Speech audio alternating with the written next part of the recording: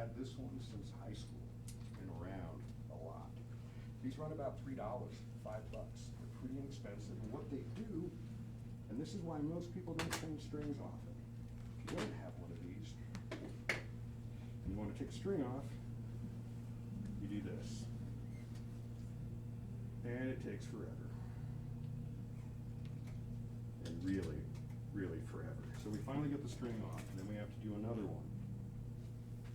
So by the time you're done doing this, your wrist hurts, your fingers hurt. But if you have one of these guys,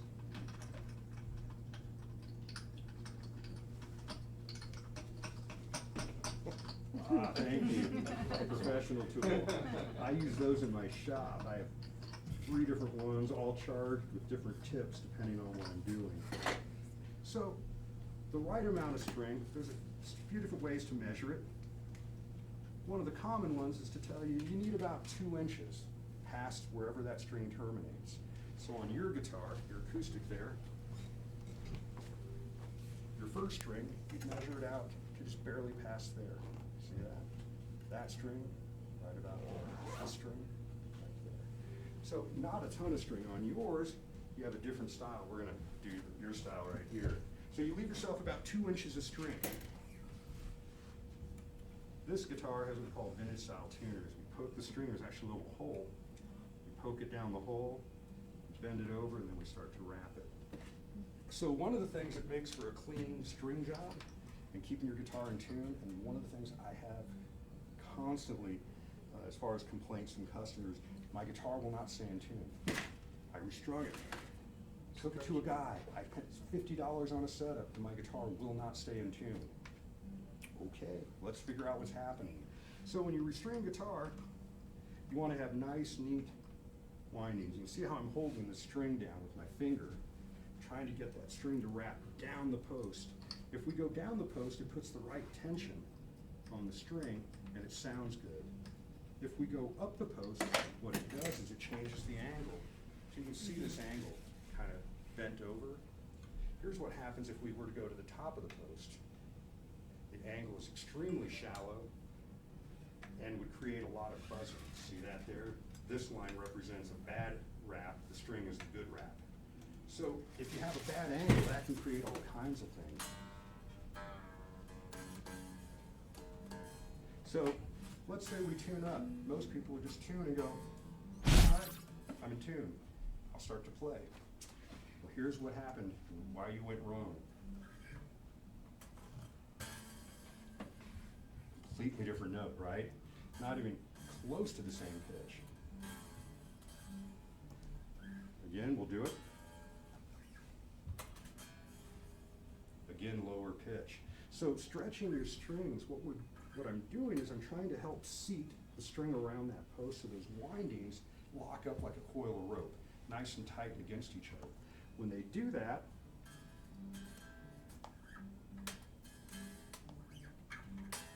now it stays in tune. So I stretched it, and that string will stay. A lot of folks will go, but I just put them on, they're brand new, and it won't stay. I'll call them and say, did you stretch your string? What's that? Okay, we'll cover that. So little things like that can make a big difference in why your guitar will stay in tune and why it won't, even if it's a brand new guitar, or it's I just had it serviced, or I just put strings on, and it won't stay in tune. Stretching them can do it.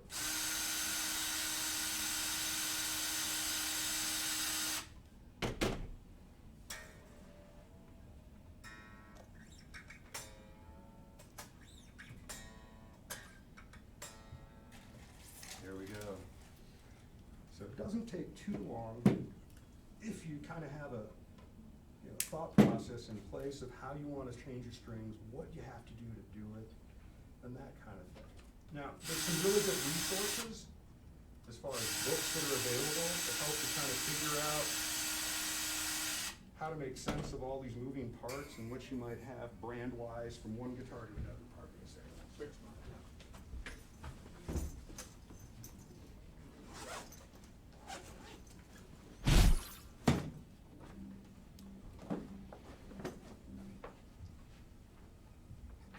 So this is probably the best book if you want to work on your own guitars. It's called How to Make Your Electric Guitar Play Great. It's exactly what they accomplish in this book. They're not going to tell you how to fix a warped neck. They're not going to tell you how to do fretwork, how to file these down and make them smooth. They're strictly going to cover things about how do you take your guitar that's got no problems, and what do you do if it does have a minor issue. So it's a really good book. The guy that wrote that is named Dan Earlywine. In the guitar tech industry, he is pretty much the godfather of everything that we know and do. Up until really the 70s, a guitar tech really wasn't an actual job. You're usually a guy that worked in a music store that fixed stuff. What happened and changed in the 70s is that you started to see the rise of companies that made aftermarket parts. How many of you guys have been on Amazon and seen things like, ooh, I can get different color knobs, or I can get a different color strap for my guitar, or I can get a different color set of tuners, or I can get tuners that work differently from another company. All of that started to happen in the 70s. Before that, if you bought a Gibson guitar, you had Gibson pickups. If you had a Fender guitar, you had Fender pickups. So other companies started to spring up and kind of fill the void, if you will, of people like me saying, well, that's great, but I don't want black knobs. I want silver knobs. But they have to look like that. I don't want them to look like the barrel knobs you have on your guitar, right? So all of that stuff started to happen in the 70s, and so there became this huge rise of different parts and new components to change out, and you could kind of do it your own way. So I actually did pickup swap on this one, and it's such a huge difference. yeah. It's awesome. When guys ask me about changing out components on their guitar, when they say, well, I read online, somebody said that I should change my nut, this part up here, your electric and acoustic has it. Some folks will say, well, I read online, everybody says I need to get a bone nut. And everybody says I need to have one made out of brass, or I need to get one made out of tusk, or I need to get woolly mammoth, which actually is a thing. It sounds like a joke, but you can actually buy woolly mammoth material to make new bone nuts. It's expensive, but guys do it. So there's all kinds of parts you can change out, different types of materials, bone, plastic. How to know what's better? Well, sometimes on the internet, there's a guy that might have posted 30,000 responses, and so people now consider him the expert. He might just be a guy who has nothing better to do than sit there at the computer and do this all day. So just because you read it on the internet, right, doesn't always make it true. So you'll see all kinds of opinion passed off as fact. Guys will say, you have to have a bone nut. Well, on an electric guitar, if you put this piece and you change it out and you get a bone one because everybody says you gotta have it, you're gonna spend about $15 for the part. If you do it yourself, it'll be free. Probably won't do it yourself because it's hard. You'll hire a guy like me and I'll charge you $65. At the end of the day, you've spent $75 more or less to get a bone nut that only matters for these 6 notes. That's it. Once you play a shape like that, that bone nut no longer works because it's behind. So guys will tell you, you have to do this, you have to do that. Sometimes it's just that. It's just a whole lot of, kind of a snake oil. Now, as you slowly move it down, the fret top should all move into a silver plane, and you'll only see the tops. And then from here to here, that twist is right about here, that big bow. And if you use the guideline of where my finger is here, and right here, right about here, you'll see it. And it can be tough. Like I said, it took me a long time to feel comfortable sighting necks, to know that what I was seeing was not either an optical illusion of hardware and other parts. Some guitars have binding, that little plastic line on the edge of the fretboard that looks pretty. That can throw things off. Sometimes you can just be tired and you're not. If they're tuned up to tension, the strings will apply equal force and pull the neck this way. They won't twist across, if you will. I just mean the thickness of the string, though, kind of throws off the ride. It can, yeah.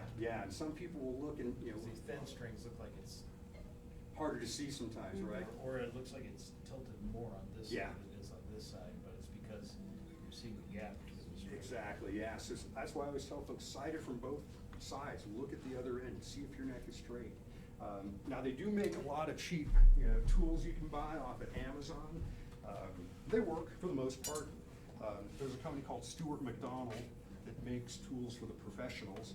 I generally advise most of my clients to stay away from their tools, not because they're bad or anything, or that they're too good for it. It's just, a lot of times you may spend a lot of money for a tool you use once or twice, and you don't necessarily need to put a ton of money into working on your guitar if all you want to do is just make it play better, not necessarily start a career fixing guitars. So, case. If you have a large collection of guitars, 4 or 5 instruments, and you wish to keep them out rather than in cases, you may want to get a humidifier for the room. Myself, I have a shop-size humidifier. It's about this big, about that tall. It's ugly, made of plastic. My wife hates the fake wood grain on it, and it goes through 12 gallons of water a day. If you leave your guitar in the trunk of your vehicle on a hot day, your strings are still at tension, right? All that heavy tension we talked about, they're tuned up, they're pulling. So what'll happen? Something's going to give.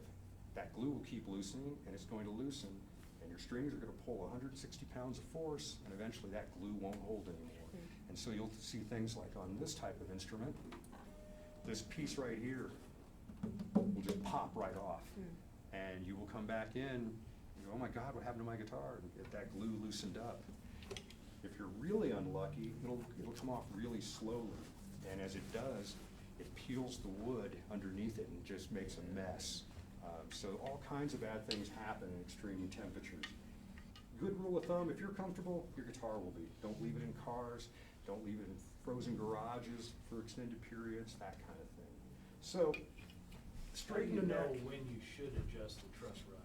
When should you? Okay. How many of you folks leave windows open when it's nice out? A lot of people, right? We all do, fresh air. So common for me to hear from clients when we get a lot of rain. And we get 4 or 5 days of rain in the summer, and I'll get people calling me up going, hey man, my guitar's buzzing. Okay, did it buzz yesterday? Not too bad. How about last week? No? Okay. Leave your windows open?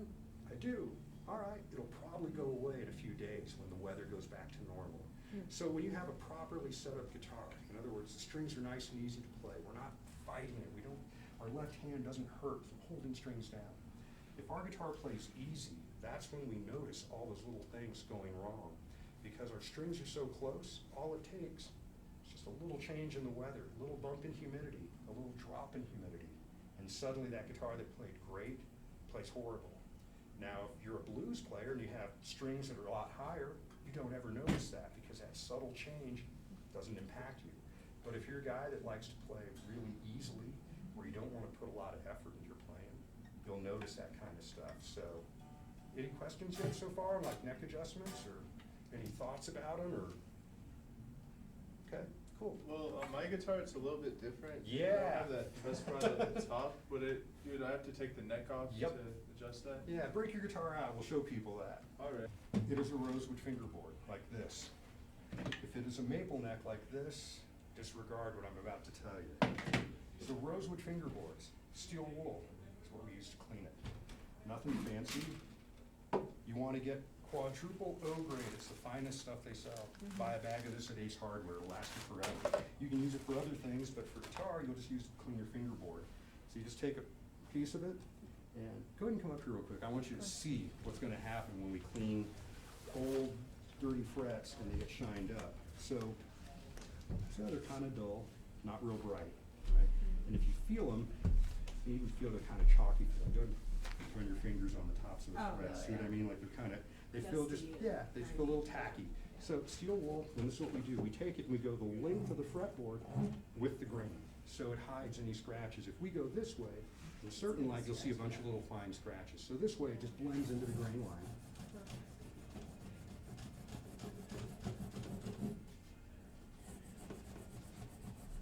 So already you can see they're brightening up. And this little bit of, that's what we call finger cheese. That's gotta be you. That's whoever, that's who. all you, Joe. Yeah, and that's okay, we all do it. Everybody puts residue behind. I have clients that leave residue so bad that I use nitrile gloves and I get a straight razor blade and I scrape it off, and it's just disgusting. It's like I could clone people with the amount of DNA that comes off guitars. So steel wool. That's all we gotta use. You can just dump it that way. So this is what we were talking about with your dry guitar and why Colorado can be a pain. Your guitar will dry out. So lemon oil, if you buy fretboard conditioner, the fancy stuff, right? Go into Guitar Center, you'll see a little guitar care kit, 30 bucks, 40 bucks, little cute bottles like this. This is just lemon oil. You probably have this in your house somewhere for furniture. I have the orange blossom. That'll work, it'll But not smell lemon nice. oil. It'll smell nice, yeah, it works just fine. Most lemon oil is mineral oil with lemon scent, so it all works fine. I didn't put a lot, there's a couple of drops. So we're gonna put it right here. Look at the difference. Yes, okay, very well. Just barely, I mean, we're not even doing anything, just wiping it on, and already it darkened up. So the fretboard is gonna be the exact same. And again, we're just putting a few drops. If you notice, I did not pour onto the fingerboard.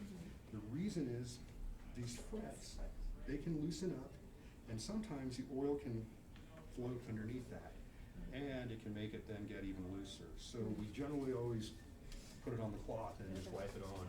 Bars, like I said, you don't always have to do your own maintenance. Some people don't want to. I That's feel like perfectly- I'm supporting other people when I do that, like I'm supporting you Yeah. having a job. Exactly, yeah. And I feel like it's hard enough to just play, right? Right? Like, Exactly. That's where Kevin and I talked about this a lot. For me, it's like I would rather spend the hour it's gonna take me to do all this to play more. Yeah. Right, Exactly. exactly. It's a skill of its own to like maintain a It guitar. really It is. is, Yeah. it really is. It's the same like, with Mark's studio here, they offer lessons in not just guitar, but production, how to record your own Oh. music. As a young player, that was the most frustrating thing in the world for me, was how to get a good sound recorded, because that's a complete different part of music. I'm the performer.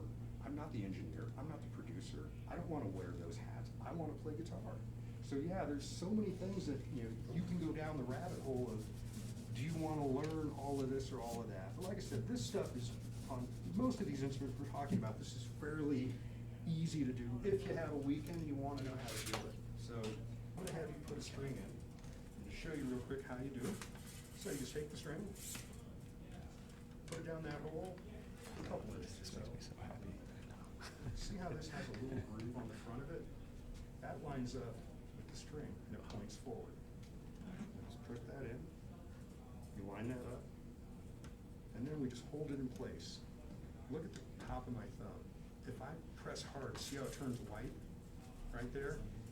If I just hold my thumb there, it's still pink, right? Okay. That's how you know how much tension or pressure to put. You just hold it in place. Gently pull on it. I'm not doing that to where my turning You don't have completely to white. press it down. I'm not holding, pressing hard. I'm just holding it in place while I pull this up. Count on that for me, just gently. That's how it should feel when it's in correct, okay?